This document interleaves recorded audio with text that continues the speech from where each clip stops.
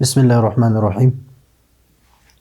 اصول شاشی کا دوسرا سبق ہے، اور پہلے سبق میں ہم تفصیل سے پڑھ چکے اس کی تعریف، موضوع، غرض اور اس کے مصنف کے بارے میں، اور تعریف لقبی اور تعریف اضافی دونوں پڑھ چکے ہیں ہم۔ تو آج کا ہمارا سبق ہے الحمد للہ الذی اعلی منزلۃ المؤمنین بکریم خطابہ ورفع درجۃ العالمین بمعانی کتابہ وخص المستنبطین منہم بمزید الاصابۃ وثوابہ والصلاۃ علی النبی واصحابہ والسلام علی ابی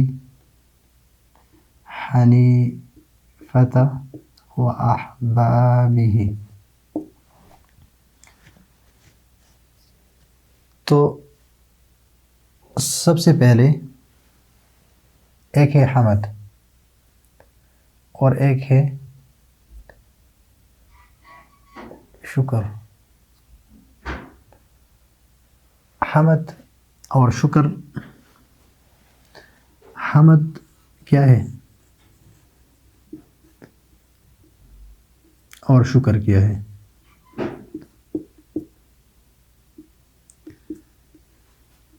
حمد کسی کی ثنا اور صفت بیان کرنا اعلیٰ جمیل الاختیاریہ، یعنی ایسی چیزوں پر جو اس کے اختیار میں ہو، صفت بیان کرنا۔ لیکن یہ بات اس میں شرط ہے کہ نعمت کے مقابلے میں ہو یا نعمت کے مقابلے میں نہ ہو۔ تو حمد زبان، مورد اس کا کیا ہے؟ زبان ہے، یعنی کہاں سے ادا کر سکتے ہیں ہم حمد؟ زبان سے۔ اور نعمت کے مقابلے میں ہو یا نعمت کے مقابلے میں نہ ہو، یہ حمد زبان سے ادا کر سکتے ہیں، اور چاہے نعمت کے مقابلے میں ہو یا نعمت کے مقابلے میں نہ ہو۔ شکر کو ہم ادا کر سکتے کس سے؟ زبان سے، جوارح سے اور قلب سے۔ زبان سے ہم کسی کی حمد کر دیں تو اس کو شکر بھی ہے اور حمد بھی ہے۔ جوارح سے ہم کر لیں، جوارح سے مثلا ہم نماز پڑھ لیں یا کسی کی تعظیم کے لیے جھکے یا کسی کے لیے کھڑے ہو جائے، یا بالقلب ہو، یہاں پر عام ہے، یہ صرف زبان سے ہے، اور یہ زبان، جوارح اور قلب تینوں سے ہے۔ لیکن شکر میں یہ ہے کہ یہ نعمت کے مقابلے میں ہو، نعمت کے مقابلے میں ہو۔ حمد صرف زبان سے ہو سکتا ہے، اور شکر زبان، جوارح اور قلب تینوں سے۔ حمد نعمت کے مقابلے میں ہو یا نعمت کے مقابلے میں نہ ہو، یعنی کوئی نعمت، آپ کو کوئی چیز دے دے یا نہ دے، لیکن آپ اس کے حمد کر دیں، لیکن اعلیٰ جمیل الاختیاری ہے، وہ خوبی اس کے اختیار میں ہو۔ اور شکر کیا ہے؟ یہ بھی اسی طرح ہے، لیکن یہ زبان، جوارح اور قلب سے، لیکن یہ صرف کس کے مقابلے میں؟ نعمت کے مقابلے میں ہے۔ تو حمد کا جو متعلق ہے یہ عام ہے، شکر کا متعلق یہ کیا ہے؟ یہ خاص ہے۔ لیکن اس کا جو مورد ہے جہاں سے حمد ادا کرتا ہے یا حمد ادا ہوتا ہے، تو حمد زبان سے پیدا ہوتا ہے، اور شکر زبان، جوارح اور قلب تینوں سے۔ تو ایک طرف سے یہ خاص ہے اور یہ عام ہے، دوسری طرف سے یہ خاص ہے اور یہ عام ہے۔ للہ الذی، الذی اس موصول ہے، اعلی منزلۃ المؤمنین بلند کیا مومنین کا مرتبہ بکریم خطابہ بکریم کریم کس کو کہتے ہیں؟ اس چیز کو کہتے ہیں جس کے شر کم ہو اور نفع اس کے زیادہ ہو. اور اچھی چیز کو کیا کہتے ہیں؟ کریم کہتے ہیں. تو اللہ تعالیٰ نے مومنین کا درجہ جو بلند کیا بکریم خطابہ، تو خطابہ یہ اصل میں ہے بے خطابہ الکریم، اللہ تعالیٰ نے اپنے کریم خطاب سے مومنین کا منزلہ جو ہے وہ بلند کیا. لیکن یہاں پر کریم کی اضافت یعنی صفت کی اضافت موصوف کی طرف اس وجہ سے کی کہ یہاں پر عام خطاب جو ہے یہ مومنین کا درجہ بلند اس سے نہیں ہوا ہے، بلکہ کریم خطاب ہی اس لیے کہ اگر کریم نہ لگا دے تو نفسی خطاب جو ہے وہ اللہ تعالیٰ کفار کو بھی کرتا ہے، یا ایھا الکافرون. یہاں پر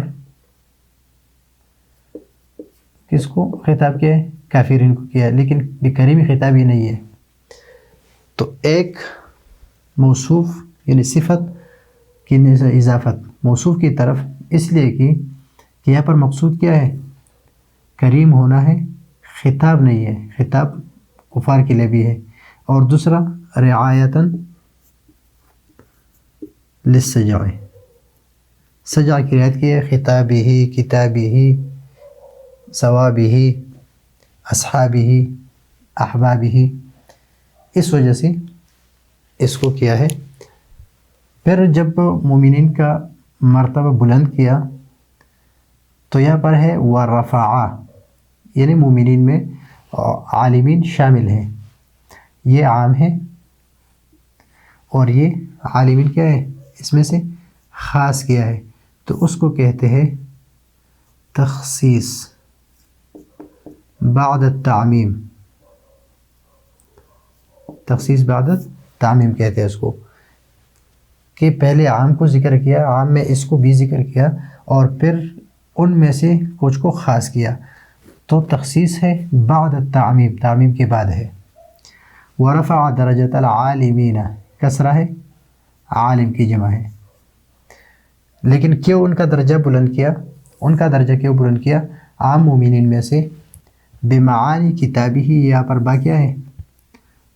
سببیہ ہے، یعنی بسبب کتاب کے معانی کے، کہ عالم جو ہے وہ قرآن کریم کے معانی جانتے ہیں اور لوگوں تک پہنچاتے ہیں، تو اس وجہ سے ان کا درجہ جو ہے عام مومنین سے بلند کیا. پھر یہاں پر عالمین ہے، تو عالمین میں مجتہدین اور غیر مجتہد شامل ہے. تو یہاں پر پھر تخصیص بعد تعمیم ہے، یہاں پر پھر کیا ہے؟ تخصیص بعد التعمیم ہے، یعنی پہلے عام میں ذکر کیا پھر ان کو اس سے خاص کر دیا کہ عالمین میں سے وخص المستنبتین منہم، اور ان عالمین، ہم ضمیر کس کی طرف راجع ہے؟ العالمین کی طرف راجع ہے، منہم. تو عالمین میں سے مستنبتین کو خاص کیا بمزید الاضافت، یا میم کیا ہے؟ میم یہ مصدری میمی ہے، مزید مصدری میمی، یہ مصدر میمی ہے، یعنی بزیادت الاضافت، بزیادت الاصابت، یعنی یہ غالب یہ صحیح یعنی صحیح ہوتے ہیں.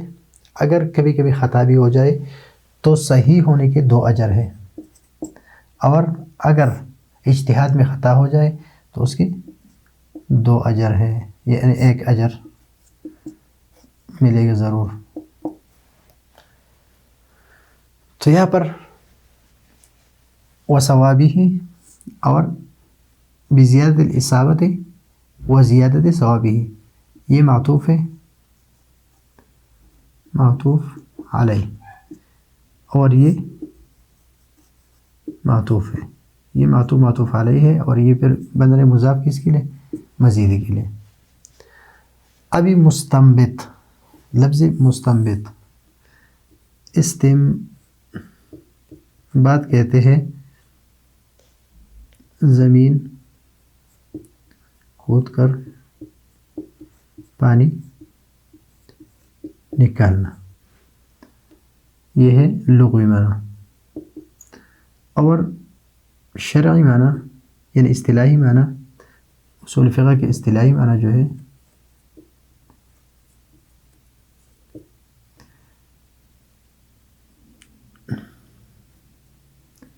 نصوص شرعیہ سے،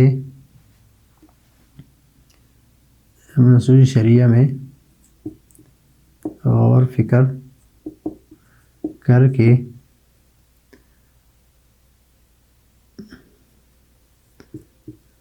غیر منصوص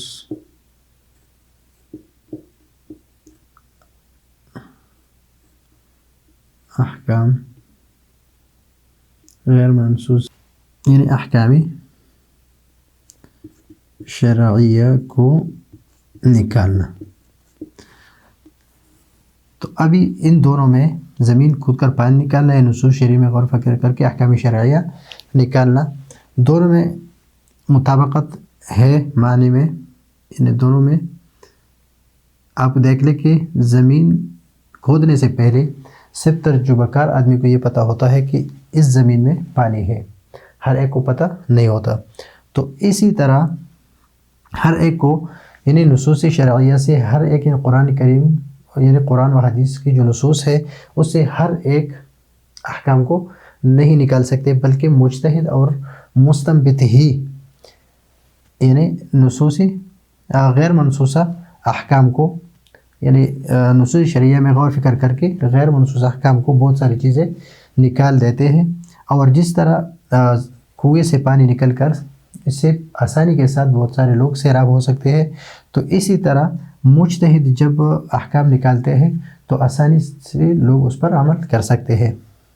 اور جس طرح کنویں کا پانی جو ہے وہ اللہ تعالیٰ کا پیدا کردہ ہوتا ہے، اسی طرح یہ احکام جو ہے نصوص شرعیہ یعنی قرآن و حدیث میں جو احکام ہے، یہ اللہ تعالیٰ نے سارے احکام قرآن و حدیث میں رکھے ہیں، لیکن مجتہد کوشش کر کے اور اجتہاد کر کے ان احکام کو اس سے نکال لیتے ہیں۔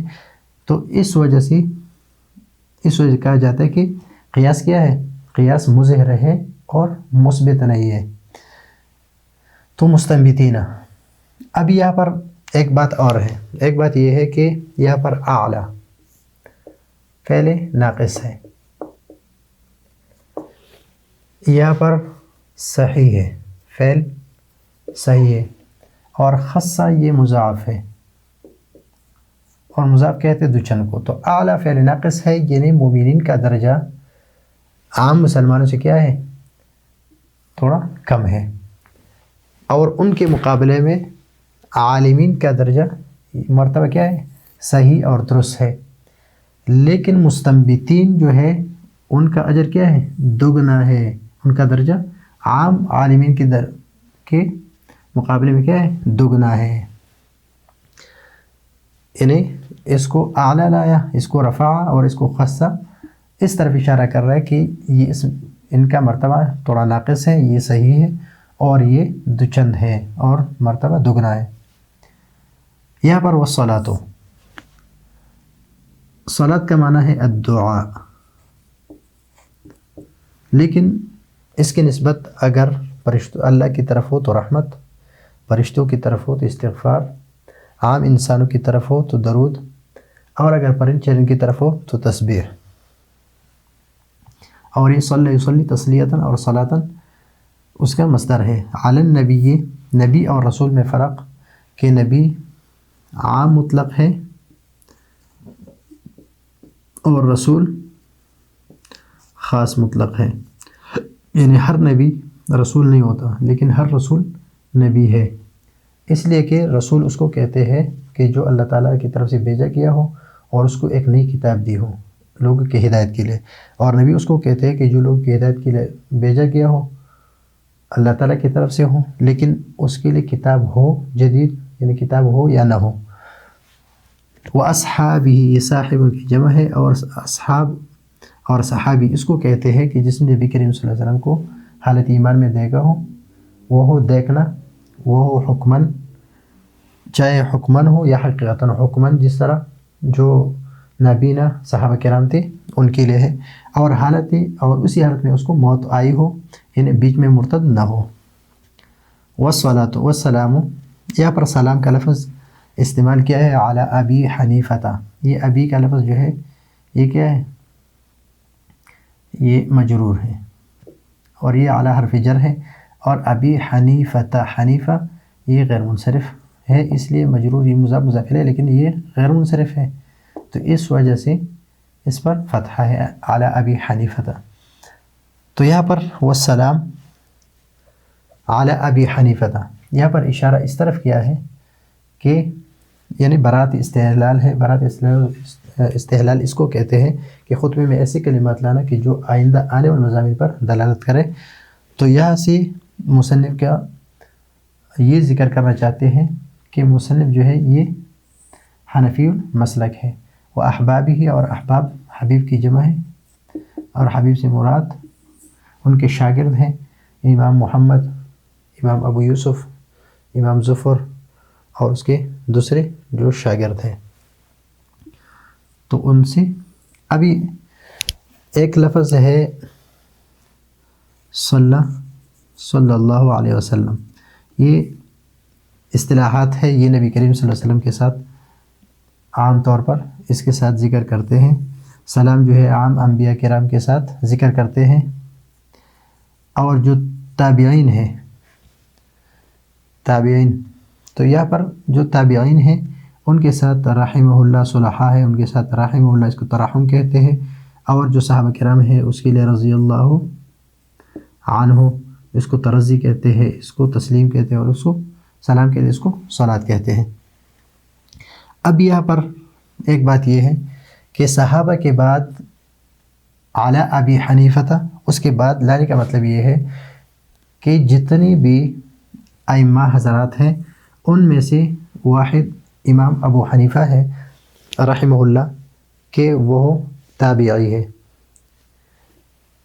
اس لیے کہ انہوں نے بہت سارے صحابہ کرام کو دیکھے ہیں۔ انس بن مالک کے بارے میں تو کوئی اختلاف نہیں ہے، اور یہ 80 میں پیدا ہوئے، سن 80 ہجری میں، اور اس کا امام ابو حنیفہ کا نام نعمان ابن ثابت ہے۔ اور جس طرح یہ فقہ کے امام ہے، اسی طرح یہ اصول فقہ کے بھی امام ہے۔ تو یہ ہے آج کا ہمارا اصول شاشی کا دوسرا سبق، انشاءاللہ اس کو آگے جا کے تفصیل سے انشاءاللہ پڑھیں گے۔ اگلے سبق کے لیے اجازت چاہتے ہیں، اللہ حافظ۔